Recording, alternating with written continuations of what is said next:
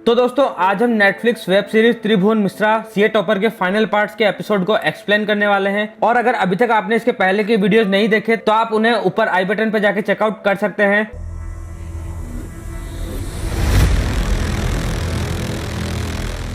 तो एपिसोड 6 की शुरुआत में राजा बिंदी पर भड़क जाता है और कहता है कि पहले तो तुमने मुंह काला किया और तुम्हारे कारण अब लप्पू भी मारा गया, जिस पर बिंदी अपनी गलती की माफी मांगती है और डर के मारे वो बता देती है कि जो मुझे सर्विस देता है उसी आदमी ने लप्पू को मारा है। यह सुनकर राजा कहता है कि कैसी सर्विस। तब बिंदी बता देता है कि वो पैसे लेकर मुझे सेटिस्फाई करता था। यह सुनकर राजा तो हैरान हो जाता है और ढेचा से कहता है कि उस आदमी को पकड़कर मेरे सामने ले आओ। लेकिन बिंदी बताती है कि वो मुझे वेबसाइट पर ही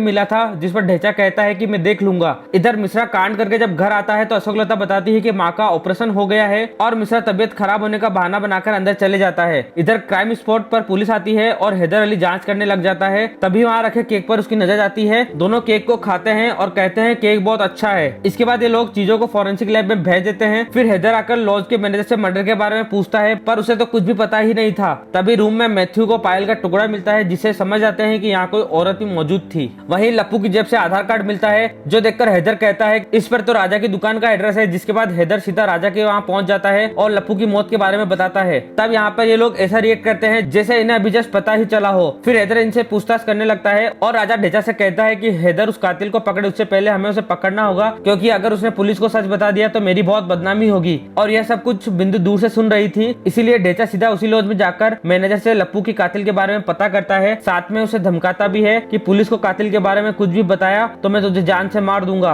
और जो बात याद है वो मुझे बता देना। फिर जब यहाँ मिश्रा सो रहा था तो उसे लप्पू के बुरे ख्वाब आते हैं जिससे वह जाग जाता है। इधर हम शंभू के घर पर अग्रवाल बिल्डर को देखते हैं जिसका पैसा शंभू ने गवा दिया। तभी वहाँ पर शोभा आकर बात संभालती है कि आपका पैसा आपको मिल जाएगा, जिस पर अग्रवाल भी मान जाता है। फिर शोभा अग्रवाल बिल्डर से एक बार उसकी बंदूक छूने को कहती है और हम देख पाते हैं कि शोभा को बंदूक से एक अलग ही लगाव है। और पूरी बात होने के बाद अग्रवाल वहाँ से चला जाता है। इधर मैथ्यू जब तहकीकात करता है तो उसे देसी घोड़े के बारे में लोग बताते हैं जो लेडीज को सर्विस देता है। ये असल में विनीत का कोड नेम था। तब मैथ्यू देसी घोड़े को ढूंढने लगता है। फिर जब वो लॉज में आता है तो वहाँ का एक आदमी बताता है कि मैं तो उसे देखते ही पहचान लूंगा। तब मैथ्यू एक स्केच आर्टिस्ट को बुलाता है स्केच बनाने के लिए। इधर जब मिश्रा को चाकू के बारे में याद आता है तो वो उसे ठिकाने लगाने लगता है। तभी वो देखता है कि उस चाकू से तो उसकी बीवी केक काटने में यूज कर रही है और वो केक लाकर मिश्रा को खिला भी देती है। और तब मिश्रा वॉशरूम में आकर उल्टी करने लग जाता है क्योंकि उससे तो उसने लप्पू को रात को मारा था। उसी समय मिश्रा के पास बिंदी का फोन आता है जो बताती है कि पुलिस भी इस केस की जांच कर रही है, इसलिए तुम बचकर रहना। उसके बाद जब हैदर वर्कआउट कर रहा होता है तभी उसके पास मैथ्यू का फोन आता है जो कहता है कि देसी घोड़े का स्केच बन गया है और वो स्केच हैदर को भेज देता है। तब हैदर देखते ही पहचान जाता है यह तो मेरा ट्रेनर विनीत है, पर वो उसे कुछ भी नहीं कहता, बस उसके कान में बात डाल देता है कि पुलिस उस लॉज में हुए मर्डर की जाँच कर रही है। जो सुनकर विनीत की तो हालत खराब हो जाती है और वो यहाँ से चला जाता है। हैदर भी कहता है कि सच का तो पता मैं लगा कर ही रहूंगा। और यहीं पर दोस्तों एपिसोड 6 भी खत्म हो जाता है।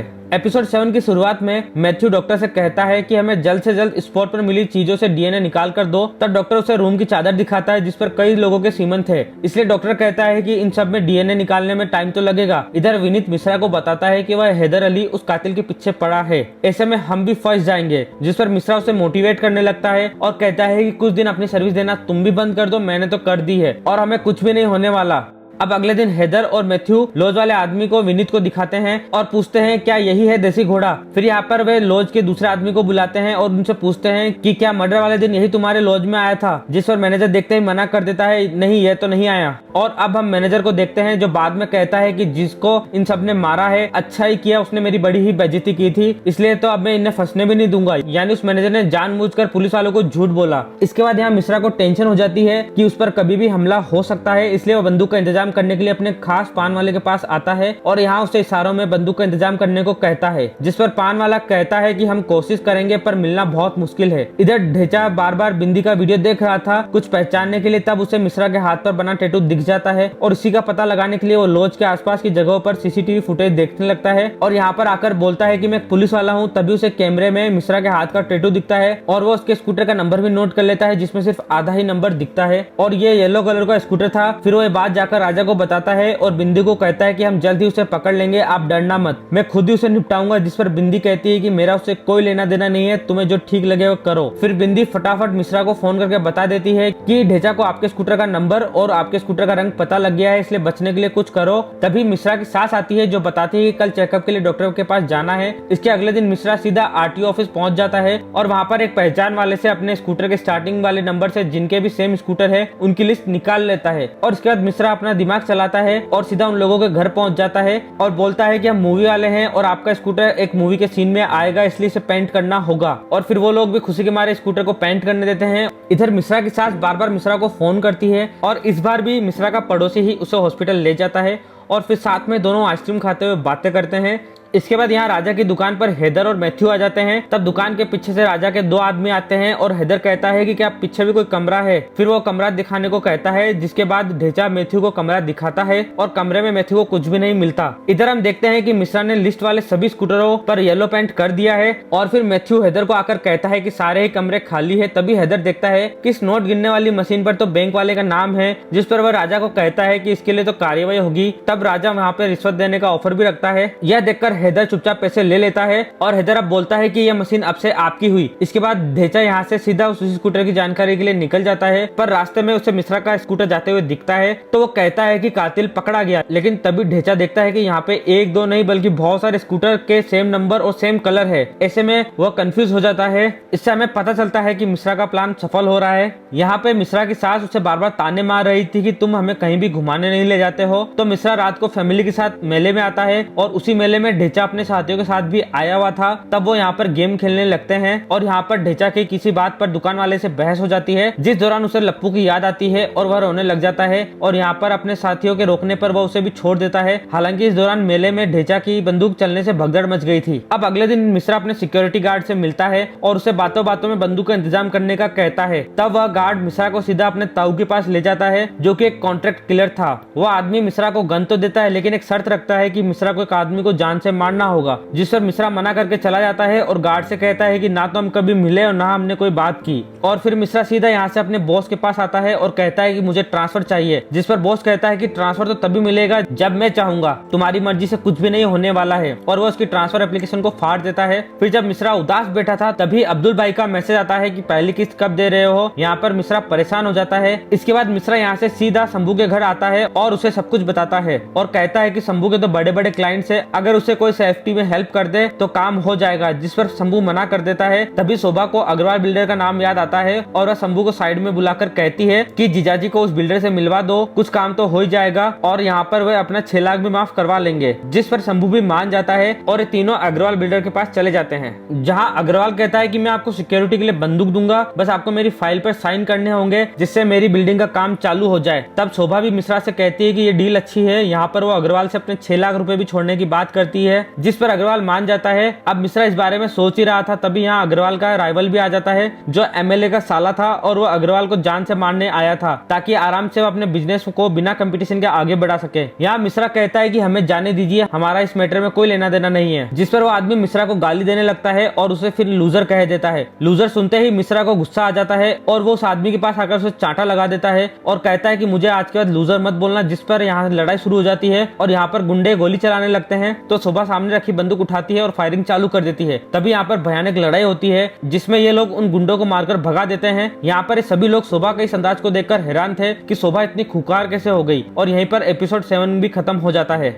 एपिसोड 8 की शुरुआत में अग्रवाल मिश्रा को फाइल और बंदूक दे देता है और कहता है कि फाइल पर साइन करके जल्दी मुझे दे देना। तभी शोभा भी कहती है कि एक बंदूक मुझे भी चाहिए और यहाँ पर अग्रवाल की जान बचाने के लिए अग्रवाल भी उसे एक बंदूक दे देता है। फिर अग्रवाल कहता है कि मिश्रा के लिए अगर ज्यादा ही सिक्योरिटी चाहिए तो मेरे दोस्त एहसान भाई से मिलो, वो काम आएंगे। इसके अगले दिन मिश्रा अपने ऑफिस में अग्रवाल की फाइल को बिना देखे साइन कर देता है और उसे स्टैम्प भी मार देता है, जो उसकी कलीग ललिता देख लेती है और वह मिश्रा से इसका कारण पूछती है। तब मिश्रा उसे अकेले में जाकर सब कुछ बता देता है। तब ललिता कहती है कि कोई बात नहीं, इस काम में मैं आपके साथ हूँ, आप इस फाइल को अप्रूव कर, मैं भी इस फाइल को अप्रूव कर दूंगी, आप चिंता मत करो। इधर थाने में आज हैदर अली ने विनीत को ट्रेनिंग के लिए बुलाया था, जहां पर वो लोग एक चोर को बुरी तरह से तड़पाते हैं और कहते हैं कि अगर सच नहीं बोलेगा तो और ज्यादा मारूंगा।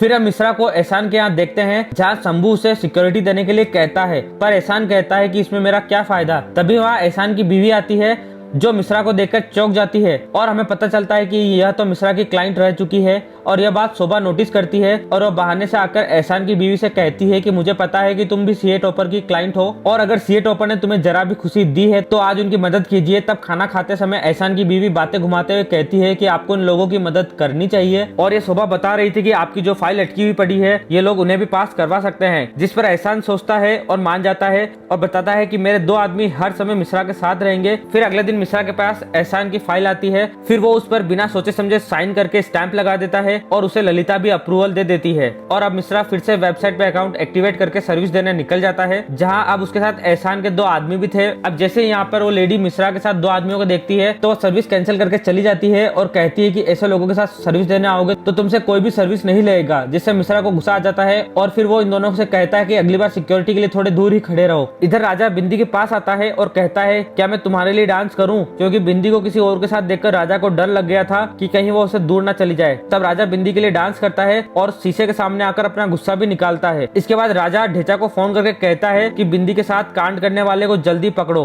क्योंकि उसने बिंदी के साथ वो सब किया है जो मुझे करना चाहिए था और इसके लिए मैं गिल्ट में भी हूँ। तब यह सब कुछ बिंदी भी सुन लेती है। इसके बाद अगले दिन वह ढेचा को फोन करती है और कहती है कि मैं सोच रही हूँ कि राजा को मनाने के लिए मैं एक होटल में सरप्राइज दूं, जिस पर ढेचा कहता है कि मैं आपके साथ चलता हूँ। फिर बिंदी मिश्रा को भी बता देती है कि मेरे साथ जो एक और आदमी आएगा वही तुम्हें ढूंढ रहा है, इसलिए उसे आज देख लो ताकि तुम उससे बच के रह सको। तब मिश्रा अशोक लता के लिए केक के डब्बे लेकर वहाँ पहुंच जाता है ताकि सैंपल दिखाने के बहाने बिंदी के साथ वाले आदमी को देख सके। अब बिंदी यहाँ ढेचा के साथ आती है, लेकिन तभी यहाँ पर राजा भी आ जाता है जो खुद सरप्राइज देने आया था और बताता है कि मुझे ढेचा ने बता दिया था कि आज आप हमें सरप्राइज देने वाले हैं, इसलिए आज हम यहीं पे साथ डिनर करेंगे। तब तक मिश्रा भी वहाँ आ जाता है और बिंदी राजा से टॉयलेट जाने का बहाना बनाकर उसे बाहर मिलने का इशारा करती है और फिर बिंदी मिश्रा को बताती है कि यहाँ मेरे साथ मेरे पति भी आ गए हैं और मेरे पीछे वाला आदमी ही तुम्हें ढूंढ रहा है। तभी वहाँ पे राजा भी पहुंच जाता है और बिंदी डर के मारे कहती है कि यही है वो केक वाला जो मैंने आपको खिलाया था ना और आपको अपनी दुकान पर रखने के लिए कहा था, ये यहाँ पर केक का ऑर्डर पहुंचाने आए हैं। तब राजा मिश्रा के केक की तारीफ करता है और कहता है कि चलो काम हो गया तो अब साथ में पी लेते हैं। यहाँ मिश्रा भी उसे मना नहीं कर पाता, जिसके बाद ढेचा उसके केक के बॉक्स को अपने कार में रख देता है, जो एहसान के आदमी भी देख लेते हैं। इसके बाद राजा मिश्रा को शराब ऑफर करता है और ये लोग मिलकर खूब शराब पीते हैं, क्योंकि मिश्रा भी टेंशन में था और फिर नशे में ये लोग अपने अंदर की बातें बताते हैं, पर किसी को होश नहीं था कि कौन क्या बोल रहा है। तभी राजा कहता है कि मेरे लप्पू को मारने वाले को हम कभी नहीं छोड़ेंगे और ढेचा मिश्रा का टैटू देखकर कहता है कि ऐसा ही टैटू उसके हाथ में भी बना हुआ होता है। इसके बाद तीनों बाथरूम में चले आते हैं। तभी यहाँ पर एहसान का वही आदमी आता है जिसे ढेचा से पेड़ तोड़ने का बदला लेना था और यहाँ आते ही वो ढेचा पर फायरिंग शुरू कर देता है, जिसके बाद ये लोग भी नशे में फायरिंग करते हैं और पूरा वॉशरूम तहस नहस कर देते हैं। इसी बीच बिंदी भी वहाँ आकर मिश्रा को साइड में ले जाती है और उसे पानी डालकर होश में लाती है। इसके बाद हम देखते हैं कि मिश्रा एहसान के आदमियों के साथ कार में जा रहा था और उसे भी टेंशन हो गई थी कि वो आज कहाँ फंस गया। जब मिश्रा घर पर आता है तो उसकी सास रात में उसे सवाल जवाब करने लगती है, तो मिश्रा गुस्से में अपनी सास पर बंदूक तान देता है और कहता है कि अब अगर तुमने मुझसे कुछ भी पूछा तो मैं तुम्हें यही मार दूंगा और बाहर मेरे जो आदमी खड़े हैं वो तुझे गायब कर देंगे, इसलिए चुपचाप रहे। तभी वहाँ पर अशोक लता आ जाती है और मिश्रा कहता है कि तुम्हारी मम्मी को पानी पीना था, मैं इन्हें वही दे रहा हूँ। तब डर के मारे उसकी सास भी पूरी बोतल का पानी पी जाती है। अब अगले दिन हम मिश्रा को देखते हैं जो अपना टैटू रिमूव करवाने आया था ताकि पकड़ा ना जाए। यहाँ हैदर राजा से आकर वॉशरूम में हुई फायरिंग की पूछताछ करता है, पर राजा उसे कुछ भी नहीं बताता। तभी हैदर की नजर सामने रखे केक पे जाती है और वो उसकी तारीफ करने लगता है कि इतना अच्छा केक आपने कब से बनाना शुरू कर दिया। जिस पर राजा कहता है कि यह तो मेरी बीवी का पसंदीदा केक है, वो कहीं से मंगवाती है, मैंने तो बस सैंपल के लिए रखा है। जिसके बाद दोनों यहाँ से केक लेकर चले जाते हैं। अब थाने में आकर हैदर को याद आता है कि यही सेम केक मर्डर वाले रूम में भी था। हो ना हो यहाँ पर राजा की बीवी का इससे कोई ना कोई कनेक्शन जरूर होना चाहिए, इसीलिए ये लोग बिंदी को थाने में बुलाते हैं। यहाँ शोभा अपनी सास के साथ कहीं से आती है, तभी ऑटो वाला ज्यादा किराया मांगता है। तभी शोभा उसे बंदूक दिखाकर डराने लगती है, जिससे उसकी सास और भी डर जाती है कि पहले तो मेरा दामाद और अब मेरी बहू भी बंदूक रखने लगी है, इनसे तो मुझे बचकर रहना पड़ेगा। अब रात को जब मिश्रा पान वाले के पास आकर पान खाता है तो पान वाला उसे बंदूक देता है कि मालिक आपका इंतजाम हो गया है। तभी अशोक लता भी बंदूक देख लेती है, जिसके सामने मिश्रा एक्टिंग करता है कि मैंने बंदूक कब मांगी, मैंने तो तुमसे इशारे में घोड़े की बात की थी, मुझे घोड़ा चाहिए ताकि मेरी बीवी के जन्मदिन पर मैं उसे सरप्राइज दे सकूं। यह सुनकर अशोक लता की जान में जान आई कि यह तो सवारी के लिए घोड़ा मांग रहे थे। और फिर हम बिंदी को थाने में देखते हैं, जहाँ हैदर उससे सवाल पूछता है पर बिंदी उसके सवाल का कोई भी जवाब नहीं देती। तभी मैथ्यू बिंदी की पायल से मर्डर स्पॉट पर मिलने वाले पायल के टुकड़े को मिलाता है, जो पूरा मैच भी हो जाता है। और फिर ये लोग थ्योरी बनाने लगते हैं कि आप और लप्पू कमरे में साथ थे और इस बात का राजा को पता चला कि आपका लप्पू के साथ अफेयर है, इसलिए राजा ने लप्पू को मार दिया और अब अब आप भी इस बात को कबूल कर लीजिए, हम आपको कुछ भी नहीं होने देंगे। और राजा लंबे समय के लिए जेल में चला जाएगा। जिस पर बिंदी कुछ सोचती है और वो वहाँ से चली जाती है। फिर बिंदी मिश्रा को एक सुनसान जगह पर मिलने बुलाती है और मिश्रा से कहती है कि हम दोनों कहीं भाग चलते हैं, मेरे पास तो राजा की भुजिया की रेसिपी भी है, हम दुकान चलाएंगे और पति पत्नी की तरह रहेंगे, क्योंकि यहाँ राजा हमें छोड़ेगा नहीं और मैं भी सोच रही हूँ कि लप्पू के मर्डर के इल्जाम में मैं राजा को फंसा देती हूँ। तभी मिश्रा सुनकर मना कर देता है और बताता है कि मैं अपनी बीवी के साथ खुश हूँ, मैं कहीं नहीं जाने वाला और जो मैंने आपके साथ किया वो बस मेरी सर्विस थी जिसके लिए मुझे पैसे भी मिले। जिसे सुनकर बिंदी का दिल टूट जाता है और वो यहाँ से चली जाती है। और यहीं पर दोस्तों एपिसोड 8 भी खत्म हो जाता है। तो इस सीरीज के फाइनल एपिसोड 9 की शुरुआत में बिंदी ढेचा को अपने पास बुलाती है और उसके साथ अपना गम बांटने लगती है। तब ढेचा भी अपना दुख बताता है कि लप्पू सिर्फ उसका दोस्त ही नहीं था बल्कि उसका प्यार भी था। वो दोनों हमेशा साथ रहना चाहते थे। अपने प्यार के चक्कर में दोनों गाँव से भागे थे क्योंकि गे लोगों को समाज में रहने नहीं दिया जाता। जिसके बाद ये दोनों भागकर राजा भैया से मिलते हैं। जिसके बाद ये दोनों राजा से मिलते हैं। तब से यहीं रहकर वो काम करने लग जाते हैं। यह सुनकर बिंदी चौंक जाती है कि इनके बीच ये सब क्या चल रहा है। इसलिए ढेचा लप्पू के कातिल को पकड़ने के लिए इतना बेताब है। फिर बिंदी भी अपने सीए टॉपर के बारे में बताती है कि वो कितना अच्छा आदमी है और कैसे सबको खुश करता है, लेकिन अब उसने उसका दिल तोड़ दिया था। फिर बिंदी उसे कहती है कि सीए टॉपर वही है जिसने उस दिन हमारे साथ दारू पी थी। इधर हम मिश्रा को देखते हैं जिस पर उसके बॉस ने उन दोनों फाइल्स पर बिना चेक किए साइन करने पर इंक्वायरी बिठा दी थी। और मिश्रा देखकर हैरान हो जाता है कि सारी बेईमानी बॉस करता है लेकिन मेरे 2 फाइल के साइन करने पर ही मैं फंस गया। साथ में ही उसका बॉस ललिता को भी लपेटे में ले लेता है जिस पर मिश्रा कुछ भी नहीं कर पाता और बॉस मिश्रा को तो सस्पेंड कर देता है। तब मिश्रा घर आ जाता है और इधर मिश्रा की सास को पड़ोसी के साथ देखते हैं जो अपने पड़ोसी को बता रही थी कि अब मैं यहाँ से जाने वाली हूँ क्योंकि मेरा दामाद अब शरीफ नहीं रहा। इधर फोरेंसिक वाला डॉक्टर बताता है कि चादर पर कई सारे डीएनए थे तो खूनी कौन है यह तो पता नहीं चल पाएगा। जिस पर हैदर कहता है कि मेरे पास एक प्लान है। इधर ढेचा आकर बताता है कि सीए टॉपर कहीं पर भी नहीं मिल रहा है। जिस पर बिंदी कहती है कि पुलिस भी तो खूनी के पीछे पड़ी है तो तुम ऐसा करो कि पुलिस के ऊपर ही नजर रखो, शायद तुम्हें भी सीए टॉपर मिल ही जाए। तभी यहाँ पर राजा आता है कि चलो साथ में डांस करते हैं। जिसके बाद ये दोनों डांस करने लगते हैं और ये करीब भी आ जाते हैं और अब राजा को बिंदी से फिर से प्यार हो गया था। इधर मिश्रा के पास उसका पड़ोसी आकर कहता है कि मुझे तुम्हारी सास पसंद है, इसलिए मैं जब तक जिंदा हूँ मुझे उसके साथ कुछ बातें कर लेने दो और यहाँ से जाने मत दो। जिस पर मिश्रा भी मुस्कुराता है कि चलो ठीक है, मैं उन्हें कुछ भी नहीं कहूंगा। फिर हम देखते हैं अगले दिन ढेचा ने पुलिस पर नजर रखनी चालू कर दी और थाने के अंदर जाने वाले हर आदमी को पैसे खिला दिए कि थाने से जितने भी पेपर आए उन सबकी फोटो भेजो। और यहाँ ढेचा के पास जब भी कोई फोटो आती तो बिंदी को भेजता, लेकिन इसका कोई भी फायदा नहीं होता, उसमें कहीं भी मिश्रा की फोटो नहीं थी। इधर हैदर सीधा विनीत को पकड़ लेता है और कहता है कि डीएनए में क्लियर हो गया है कि तुमने ही कत्ल किया है। यह सुनकर विनीत कहता है कि मैंने तो नहीं मारा। और जैसे वो मिश्रा का नाम लेने वाला था वहाँ पर ढेचा और उसके आदमी आकर बंदूक की नोक पर विनीत को उठाकर ले जाते हैं क्योंकि राजा ने ढेचा से कहा था कि कातिल को सिर्फ हम ही मारेंगे, पुलिस सच्चाई न जान पाए।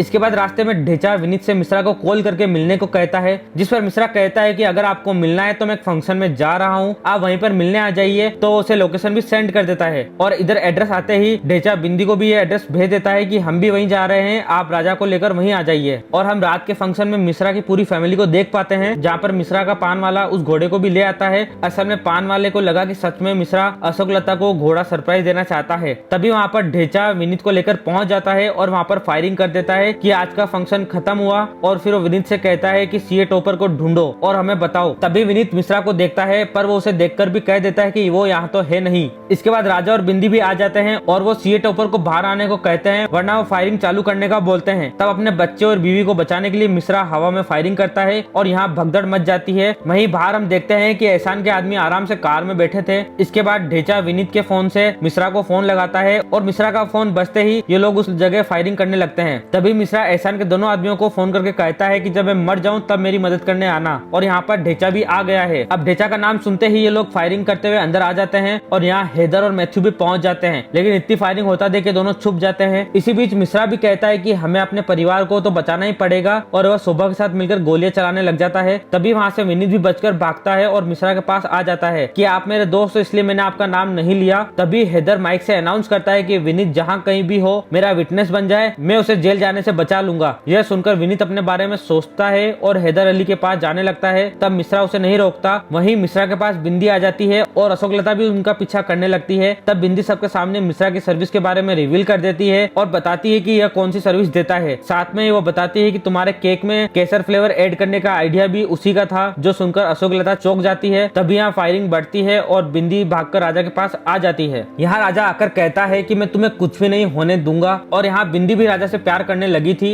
इधर विनीत हैदर के पास जा रहा था, तभी उसे गोली लग जाती है और वो वहीं पर बेहोश हो जाता है। यहाँ पर ढेंचा जैसे ही मिश्रा को निशाने पर लेकर गोली चलाने वाला था, तभी उसे बिंदी की बात याद आती है कि मिश्रा कितना ज्यादा स्मार्ट और प्यारा है। यह देखकर ढेंचा मिश्रा पर गोली नहीं चला पाता, क्योंकि वो भी उससे अट्रैक्ट हो गया था। लेकिन दोस्तों ये क्या, इसी बीच राजा के मेन पॉइंट पर गोली लग जाती है और ये लोग राजा को लेकर वहां से निकल जाते हैं। इसके बाद हम मिश्रा को अपनी फैमिली के साथ घोड़े पर जाता हुआ देखते हैं, जहां अशोकलता उससे बात नहीं करती। वहीं हॉस्पिटल में जैसे ही राजा को होश आता है तो ढेंचा से कहता है, अब तो तुमने उस आदमी की शक्ल देख ली है ना, जाओ और उसे मार डालो। तब ढेंचा मना कर देता है कि नहीं, अब हम उसे कुछ भी नहीं कहेंगे, जाने देंगे। यह देखकर बिंदी भी हैरान थी कि इसे क्या हो गया है। इधर मिश्रा के पास एक गाड़ी आकर रुकती है और अशोकलता घोड़े से उतरकर गाड़ी में किसी आदमी के साथ अपने बच्चों को ले जाती है। यह सब मिश्रा देखता ही रह जाता है कि आखिर हुआ क्या। और दोस्तों इसी के साथ यहाँ पर इस सीजन का एंड हो जाता है। लेकिन इस सीजन के एंड होते होते हमारे दिमाग में बहुत सारे सवाल आ जाते हैं कि आखिर अशोकलता किसके साथ गई, क्या अशोकलता भी मिश्रा को धोखा दे रही थी, और विनीत बचेगा या नहीं बचेगा। और वहीं पर एक सवाल और भी था कि मिश्रा अब आगे क्या करेगा। लेकिन दोस्तों अनफॉर्चुनेटली हमें इसके लिए सीजन 2 का वेट करना ही होगा।